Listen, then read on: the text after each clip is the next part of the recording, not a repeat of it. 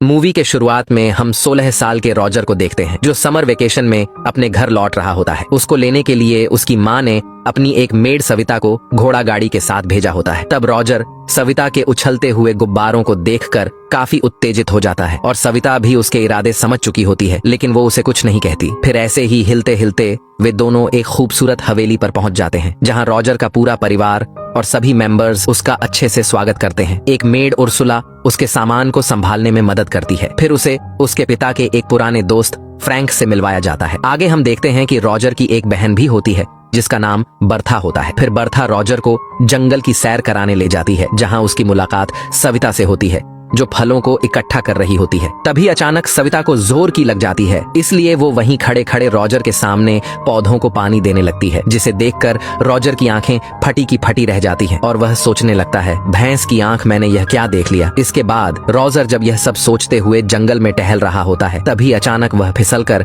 पास के एक झाड़ी में गिर जाता है। वहाँ उसे किसी लड़की की हंसी की आवाज सुनाई देती है। फिर वह देखता है कि उसी के घर की एक मेड उर्सुला किसी अनजान आदमी के साथ जंगल में गफा गफ कर रही होती है। तभी उर्सुला रॉजर को देख लेती है और मुस्कुराने लगती है, जिसे देखकर रॉजर डर के मारे वहां से भाग जाता है। रात को रॉजर अपने फैमिली के साथ डिनर कर रहा होता है। उसकी माँ काफी सख्त होती है, इसलिए वो रॉजर को अच्छे से पेश आने की हिदायत देती है। डिनर के बाद रॉजर अपने कमरे में सोने के लिए चला जाता है। तभी उसे कमरे के बाहर कुछ आवाजें सुनाई देती हैं। वह बाहर झांकता है और देखता है कि उसके घर की एक मेड जिसका नाम हेलन होता है, उसे दरवाजे के पीछे से कोई बजा रहा होता है। काम पूरा होने के बाद हेलन अपने कपड़े ठीक करके वहाँ से चली जाती है। रॉजर किसी तरह अपने अरमानों को दबाकर सोने की कोशिश करता है। तभी उसकी बहन बर्था उसके बिस्तर पर आ जाती है और वे दोनों बातें करने लगते हैं। बातों बातों में बर्था बताती है कि उनकी आंटी मार्गरेट अब तक वर्जिन है। फिर अगली सुबह बर्था रॉजर को एक नदी के किनारे ले जाती है जहां उसके घर के सारे मेड्स नहाते हुए अपने सीक्रेट्स शेयर करते थे। फिर वे दोनों एक दूसरे से बात कर ही रहे होते हैं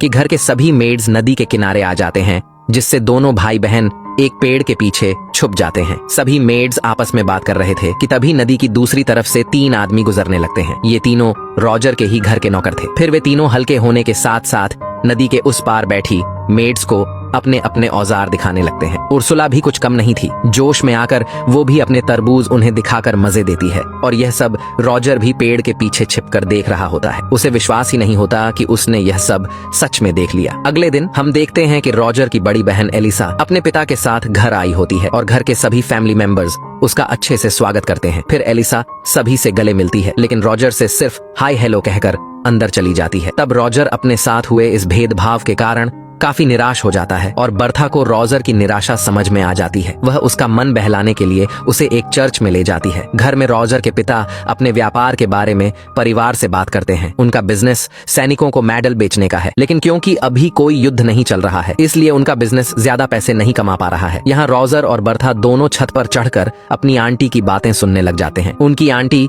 मार्गरेट चर्च के पादरी के सामने अपने पाप कन्फेस कर रही होती है, जिसमें वह फादर को बताने लगती है कि मुझसे एक बहुत बड़ा पाप हो गया है। दरअसल मेरा नेफ्यू रॉजर अपने समर वेकेशन की छुट्टियों पर यहाँ आया है और जब से मेरे नैन उसके नैनों से टकराए हैं, तब से मैं उसकी दीवानी हो गई हूँ। कई बार तो मैंने खुद को उसके साथ इंटीमेट होते हुए भी इमेजिन किया है। यह सारी बातें छत पर छुपा रॉजर ध्यान से सुन रहा होता है। ये सब सुनकर वह काफी खुश हो जाता है और सोचता है कि कोई तो है इस घर में जो मेरे बारे में भी सोचता है। रॉजर ये सोच ही रहा होता है कि अचानक वो छत से नीचे गिर जाता है, जिससे उसका भांडा फूट जाता है। इसके बाद मार्गरेट और फादर रॉजर की माँ को उसके बारे में सब कुछ बता देते हैं। इसे सुनकर रॉजर की माँ बहुत गुस्सा हो जाती है और वह अपने नौकर से झाड़ की मुट्ठी लाने के लिए कहती है। फिर वह झाड़ की मुट्ठी मार्गरेट को पकड़ाकर कहती है कि तुम उसके पिछवाड़े में 10 फटके लगाओ, यही उसकी सजा है। इसे सुनकर मार्गरेट झाड़ की मुट्ठी से रॉजर के पिछवाड़े पर 10 जोरदार फटके लगाने लगती है। इसी दौरान एलिसा का मंगेतर रोलैंड वहां पहुंच जाता है और वह रॉजर को इस हालत में देखकर मन ही मन हंसने लगता है। फटके खाने के बाद रॉजर का पिछवाड़ा लाल हो जाता है, इसलिए वह रात को पेट के बल सोने लगता है। लेकिन तभी उसे फिर से बर्तनों की आवाज सुनाई देती है, इसीलिए वह देखने के लिए बाहर जाता है और इस बार भी वह देखता है कि हेलन को कोई पीछे से बजा रहा है, लेकिन हमें यह पता नहीं चलता कि वो मिस्टर इंडिया आखिर है कौन। पर इस बार रॉजर के साथ साथ फ्रैंक भी इस नजारे को एंजॉय कर रहे थे। इसीलिए इसके बारे में पता करने के लिए रॉजर फ्रैंक के कमरे में जाने लगता है, जहां फ्रैंक अपने पैंट में हाथ डालकर दूरबीन से चांद सितारों का मिलन देख रहे थे। तब रॉजर को अपने कमरे में देखकर फ्रैंक चौंक जाते हैं और अपने कमरे से चले जाते हैं। उनके जाने के बाद रॉजर भी दूरबीन से चांद सितारों का मिलन देखने लगता है और वह समझ जाता है कि फ्रैंक तो साला उससे भी ज्यादा ठरकी है। फिर उसको टेबल पर एक अश्लील कहानियों की एक किताब मिलती है, जिसको लेकर वह वहां से चला जाता है। जब वह अपने कमरे की तरफ जा रहा होता है, तभी उसे अपने पेरेंट्स के कमरे से कुछ आवाजें सुनाई देती हैं। इसलिए वह कीहोल के जरिए अंदर झांकने की कोशिश करता है, लेकिन तभी रोलैंड उसे झांकते हुए पकड़ लेता है। तब रॉजर उससे रिक्वेस्ट करता है, प्लीज मेरे पेरेंट्स को इसके बारे में कुछ मत कहना, तुम जैसा कहोगे मैं वैसा करूंगा। जिसे सुनकर रोलैंड रॉजर से अपनी कार साफ करवाने लगता है। रोलैंड से बदला लेने के लिए रॉजर पानी की बाल्टी इस तरह रखता है कि रोलैंड उस पर फिसल जाता है और गिर जाता है। बाद में रॉजर मुर्गियों के दड़बे में जाकर उस अश्लील कहानियों की किताब को पढ़ने लगता है। तभी अचानक एक नौकर वहां आता है, जिससे रॉजर जल्दी से खुद को छुपा लेता है। कुछ देर बाद हेलन मुर्गियों को खाना खिलाने आती है,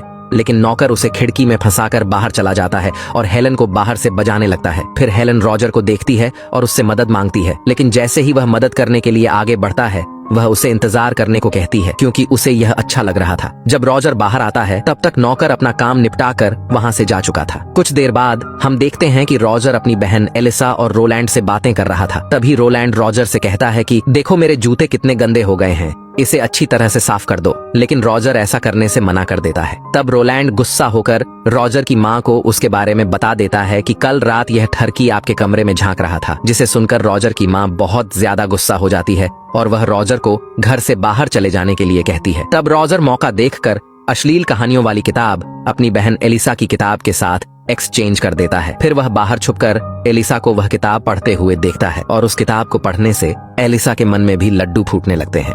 जल्दी ही रॉजर को यह महसूस होता है कि घर में हर कोई किसी न किसी के साथ एंजॉय कर रहा है, सिवाय उसके। रॉजर के अरमान भी जाग जाते हैं, इसीलिए वह उर्सुला के पास जाता है, जो किचन में अपना काम कर रही थी। फिर रॉजर झट से उर्सुला को पीछे से पकड़ लेता है। तब उर्सुला डर कर उसके सिर पर एक प्लेट तोड़ देती है, जिससे रॉजर को दिन में ही तारे नजर आ जाते हैं। फिर उर्सुला देखती है कि यह तो अपना रॉजर है और वो रॉजर के साथ इंटीमेट होने के लिए मान जाती है, लेकिन तभी दूसरी मेड वहां आ जाती है, इसीलिए रॉजर को वहां से भागना पड़ता है। अब रॉजर बेचैन हो गया था। तब वो देखता है कि सविता चर्च की ओर जा रही है। वह उसका पीछा करता है और अचानक पीछे से उसे पकड़कर मस्ती करना शुरू कर देता है, लेकिन तभी हम देखते हैं कि एक पोस्टमैन वहां पर आता है और चिल्ला चिल्ला कर कहता है कि जंग छिड़ गई है, जंग छिड़ गई है। दरअसल जर्मनी ने फ्रांस के ऊपर जंग का ऐलान कर दिया है। इसे सुनकर सभी लोग वहां पर इकट्ठा हो जाते हैं। अगले दिन गांव के सभी मर्दों को जंग लड़ने जाना था, इसलिए रॉजर की फैमिली रात को पार्टी करने लगती है। अब रॉजर के पिता भी खुश थे, क्योंकि उन्हें अपने बिजनेस को बढ़ाने के लिए बढ़िया मौका मिला था। रॉजर को जब यह बात पता चलती है कि उसके घर के सभी मर्द जंग में जाने वाले हैं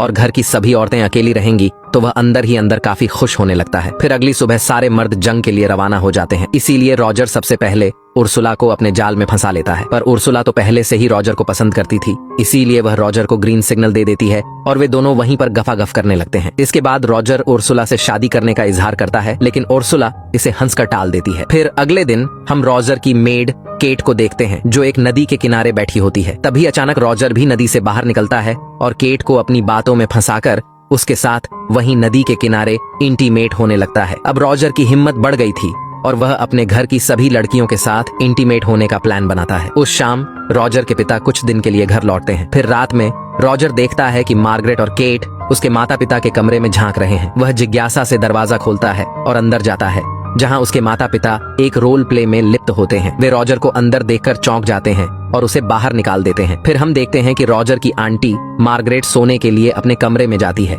लेकिन वह देखती है कि रॉजर पहले से ही उसके कमरे में बैठा हुआ है। तब रॉजर कहता है कि मुझे पता है आप वर्जिन हो, इसीलिए मैं आपकी मदद करने के लिए आया हूँ। पहले तो मार्गरेट मना करती है, लेकिन कुछ देर की चुम्मा चाटी के बाद वह खुद को रोक नहीं पाती और दोनों वहीं पर गफागफ करने लगते हैं। इसके बाद हम हेलन को देखते हैं, जो चाय नाश्ता लेकर उस दरवाजे के पास आती है, लेकिन इस बार मिस्टर इंडिया गायब था, क्योंकि वह जंग लड़ने के लिए गया था। इसलिए कोई और चारा न होने के कारण वह सीधा रॉजर के कमरे में जाती है। अब रॉजर भी उसकी ख्वाहिश पूरी करता है और उसे दरवाजे के पीछे से बजाने लगता है। फिर अगले दिन जब बर्था और रॉजर बगीचे में बैठे हुए होते हैं, तब रॉजर की नजर उसकी बड़ी बहन एलिसा पर पड़ती है। उसे एहसास होता है कि उसने घर की लगभग सभी लड़कियों के साथ गफागफ किया है, सिवाय एलिसा के। इसलिए वह तुरंत उसके पास जाता है और उसे भी अपने जाल में फंसाने की कोशिश करता है। लेकिन तभी सविता आ जाती है और दोनों अस्तबल में छिप जाते हैं। एलिसा पहले यह सब करने से मना करती है, लेकिन अश्लील कहानियां पढ़ने की वजह से वह भी खुद को रोक नहीं पाती और दोनों वहीं पर इंटीमेट होने लगते हैं। इसके बाद हम देखते हैं कि घर की सभी लड़कियां लाइन लगाकर रॉजर के कमरे में जाती हैं और खुद को संतुष्ट करके बाहर निकलती हैं। वो इतने मजे करता है कि कभी कभी एक ही समय में 3-3 लड़कियों के साथ गफागफ करता है। फिर एक दिन खुले में एंजॉय करने के बाद एलिसा रॉजर से कहती है, मैं प्रेग्नेंट हो गई हूँ, जिसे सुनकर रॉजर की फटकर हाथ में आ जाती है। तभी वे दोनों देखते हैं कि रोलैंड प्लेन में बैठकर घर वापस आ गया है। दरअसल जंग खत्म हो चुकी थी और सारे मर्द वापस आ चुके थे। रॉजर सोच ही रहा था कि इससे कैसे बाहर निकला जाए कि तभी उर्सुला उसके पास आकर कहती है, मैं भी प्रेग्नेंट हो गई हूँ। फिर कुछ देर बाद उसकी आंटी भी आकर कहती है, मैं भी प्रेग्नेंट हो गई हूँ। इसके बाद रॉजर को एक आइडिया आता है और वह एलिसा के पास जाकर उससे कहता है, तुम प्लीज रोलैंड को सेड्यूस करो और जैसे तैसे करके आज रात उसके साथ इंटीमेट हो जाओ। फिर रॉजर अपनी आंटी के पास जाता है और कहता है, तुम प्लीज फ्रैंक के साथ शादी कर लो क्योंकि वह तुम्हें बहुत चाहते हैं और तुम्हारा बहुत ख्याल रखेंगे। तब मार्गरेट भी मान जाती है। उसके बाद वह उर्सुला को भी एक नौकर के साथ शादी करने के लिए मना लेता है। फिर अगले दिन तीनों लड़कियों की एक साथ शादी हो जाती है और किसी को कानो कान भी यह खबर नहीं लगती कि रॉजर ने क्या गुल खिलाया है। फिर कुछ दिन बाद रॉजर की समर वेकेशन खत्म हो जाती है और वह अपने बोर्डिंग स्कूल वापस जाने के लिए तैयार हो रहा होता है। तभी हेलन वहां आती है और उससे कहती है, मैं भी प्रेग्नेंट हूँ। इस पर रॉजर कहता है, तुम टेंशन मत लो, मैं तुम्हारे लिए भी एक दुल्हे का इंतजाम कर दूंगा। हेलन कहती है, इसकी कोई जरूरत नहीं, मैं यहाँ के किसी भी एक मर्द को चुन लूंगी। फिर अगली सुबह रॉजर अपने बोर्डिंग स्कूल के लिए निकल जाता है और इसी के साथ ये मूवी यहीं पर खत्म हो जाती है।